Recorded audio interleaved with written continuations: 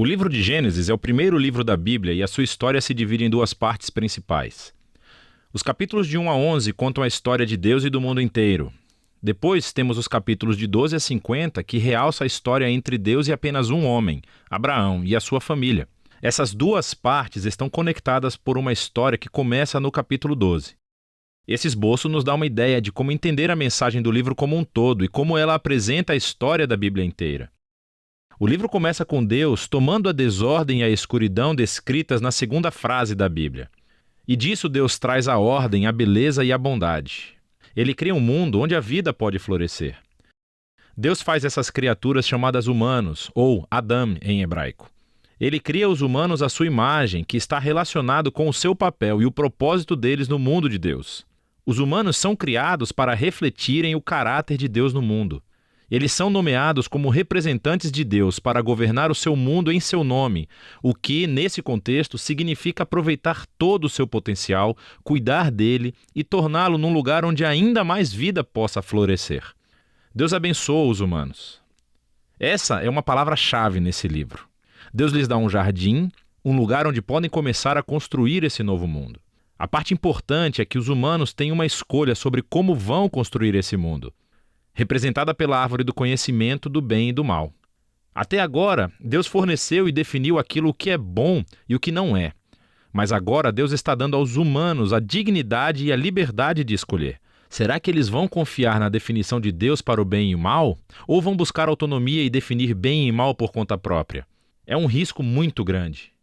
Rebelar-se contra Deus é abraçar a morte, porque você está se afastando do próprio doador da vida. E isso é representado pela árvore da vida.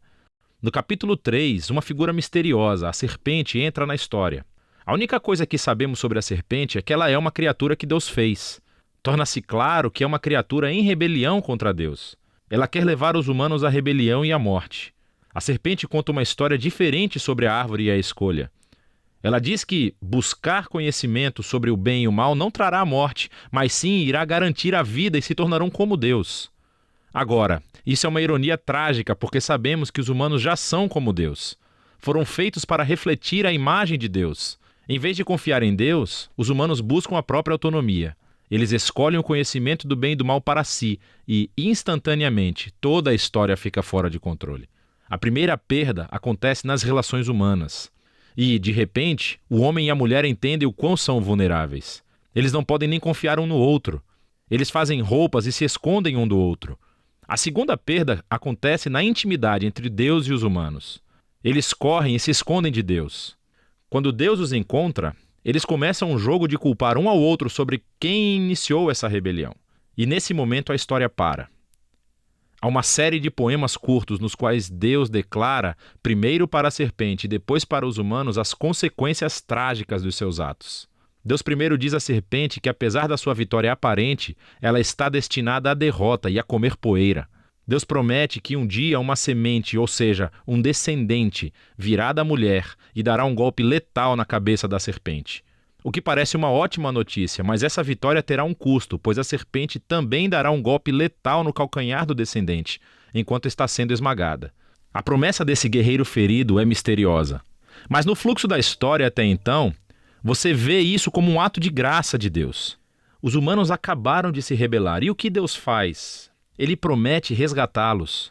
Mas isso não elimina as consequências das decisões do ser humano. Deus informa que agora os aspectos da sua vida conjunta, tanto na vida em casa como no trabalho, serão cheios de tristeza e dor por causa da sua rebeldia, o que levará à morte.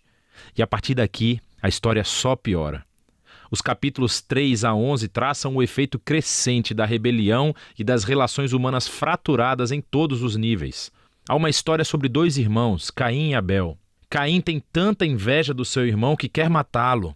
Deus adverte Caim que não caia na tentação, mas ele faz isso de qualquer maneira.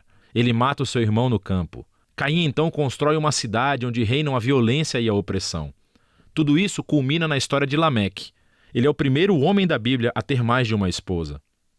Ele as acumula como sua propriedade. E entoa uma breve canção sobre como ele é ainda mais violento e vingativo do que Caim. Depois disso, temos uma história estranha sobre os filhos de Deus, que poderia se referir a seres angelicais do mal ou aos antigos reis que alegavam descender dos deuses. Como Lameque, eles adquiriram tantas esposas quanto quiseram e geraram os Nefilim, grandes guerreiros dos tempos antigos.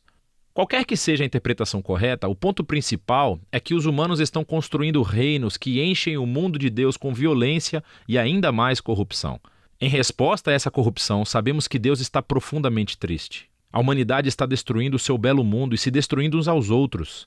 Então, num ato ímpeto de proteção da bondade que existe no seu mundo, Deus limpa a maldade humana com um grande dilúvio. Mas existe um humano inocente a quem ele protege, Noé, e toda a sua família. Ele nomeia Noé como um novo Adão. Ele repete a bênção divina e envia Noé pelo mundo afora. Mais uma vez, temos grandes expectativas, mas Noé falha, também num jardim. Ele vai e planta uma vinha e fica bêbado até perder os sentidos. Então, um de seus filhos, Cam, faz algo vergonhoso ao seu pai na tenda. Aqui temos o nosso novo Adão, nu e envergonhado, justamente como o primeiro. E novamente tudo piora. O que leva à fundação da cidade da Babilônia. As pessoas da antiga Mesopotâmia se reúnem em torno de uma nova tecnologia, o tijolo. Elas podem construir cidades e torres mais altas, bem mais rápido do que qualquer outro povo. Eles querem construir um novo tipo de torre que chegue até os deuses para tornar os seus nomes famosos. É uma imagem da rebelião e arrogância humana. É a rebelião do jardim, dessa vez amplificada. Deus humilha o seu orgulho e os dispersa. Essas são histórias diversas, mas você pode ver que todas exploram o mesmo princípio básico. Deus continua dando aos humanos a chance de fazer a coisa certa com o seu mundo, e os humanos continuam a destruí-lo. Essas histórias afirmam que nós vivemos num mundo bom, que tornamos mal, e escolhemos definir o bem e o mal por conta própria. Todos nós contribuímos para esse mundo de relacionamentos rompidos, levado ao conflito e à violência e, finalmente, à morte. Mas há esperança. Deus prometeu que um dia um descendente viria, o guerreiro ferido, que derrotará a raiz do mal.